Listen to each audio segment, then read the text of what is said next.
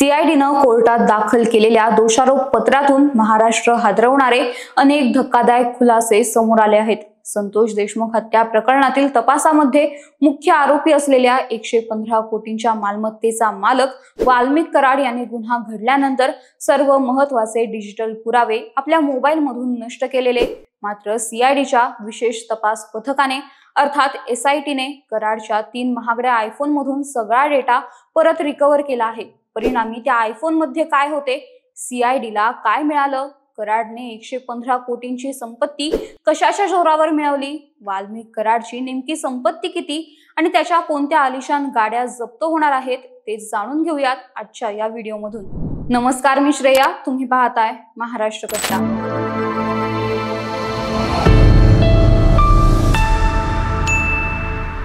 मस्साजोग सरपंच संतोष देशमुख यांच्या हत्येचे थेट संबंध खंडणीशी असल्याचे दोषारोप पत्रात स्पष्ट करण्यात आले आहे।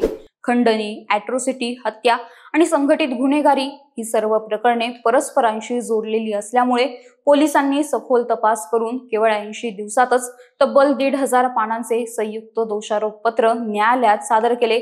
या प्रकरणावर 12 मार्च पासून सुनावणी देखील होणार आहे। दोषारोप पत्रात अनेक धक्कादायक पुरावे समोर आले असून पोलिसांनी आरोपी वाल्मिक कराडचे 3 महागडे आयफोन जप्त केले आहेत, ज्यातील 4.5 महिन्यांचा डिलीट केलेला डेटा विशेष फॉरेन्सिक तंत्रज्ञानाच्या मदतीने रिकव्हर करण्यात आला आहे, ज्यातून अनेक खळबळजनक तथ्ये उघडकीस आली आहेत। वाल्मिक कराड, विष्णू साठे आणि सुदर्शन घुले या कालावधीत परस्पर संपर्कात होते। त्यांच्या दरम्यान झालेल्या कॉल्सचा सविस्तर डेटा हस्तगत करण्यात आला असून पोलिसांनी आवाजाचे नमुने घेऊन त्यांची फॉरेन्सिक टेस्ट देखील केली आहे। या पुराव्यांमुळे आरोपींवरील गुन्हे अधिक ठाम झाले आहेत। सीआयडीनं 25 ऑगस्ट 2024 ते 7 जानेवारी 2025 या कालावधीमधील कराडच्या सर्व कॉल डिटेल्स आणि संभाषणांचा सखोल अभ्यास केला। या तपासादरम्यान कराड संपूर्ण हत्याकांडाचा मास्टरमाइंड असल्याचे स्पष्ट झाले आहे। त्याच्याकडे 3 महागडे आयफोन होते, गोल्डन रंगाचा आयफोन 16 प्रो, गोल्डन रंगाचा आयफोन 13 प्रो आणि फिकट निळ्या रंगाचा आयफोन 13। याच मोबाईल्सच्या मदतीने त्याने अनेक संभाषणे केली होती, जी आता महत्त्वाचे पुरावे म्हणून समोर येत आहेत। तपास अधिकाऱ्यांनी कराडच्या अवाढव्य संपत्तीचा शोध सुरू केला असून त्याच्या 115 कोटींच्या मालमत्तेचा तपास केला जात आहे। त्यामध्ये पुण्यातील मगरपट्टा सिटी आणि एफसी रोडवरील अलिशान संपत्तीचा समावेश आहे। याशिवाय त्याच्या ताब्यात असलेल्या महागड्या गाड्या जप्त करण्यासाठी न्यायालयात अर्ज दाखल करण्यात आला आहे। या गाड्यांमध्ये Ford Endeavour, Jaguar, Land Rover, Mercedes Benz, BMW, Toyota Innova, Ashok Leyland Hyva यांचा समावेश आहे।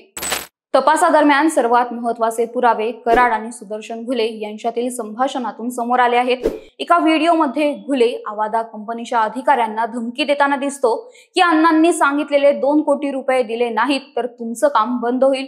तसेच एका फोन संभाषणात कराड म्हणतो, जे कोणी आपल्या आड येईल त्याला संपवले पाहिजे। या हत्येच्या कटात कराड सोबत विष्णू साठे आणि सुदर्शन घुले ही सहभागी होते। 8 ऑक्टोबर 2024 रोजी आवादा कंपनीच्या अधिकाऱ्यांना धमकी दिली गेली।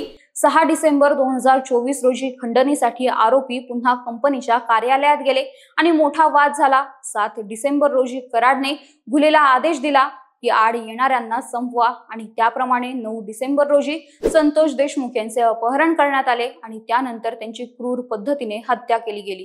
3 मार्च 2025 रोजी माध्यमांमध्ये आरोपींनी केलेल्या अमानुष अत्याचारांचे फोटो लीक झाले, ज्यामुळे संपूर्ण राज्यभर संतापाची लाट उसळली। या घटनेमुळे माजी मंत्री धनंजय मुंडेंना आपल्या मंत्रिपदाचा राजीनामा देखील द्यावा लागलाय। 12 मार्च पासून या प्रकरणाची न्यायालयीन सुनावणी होणार आहे।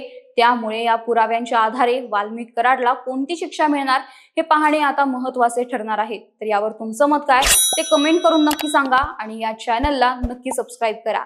धन्यवाद।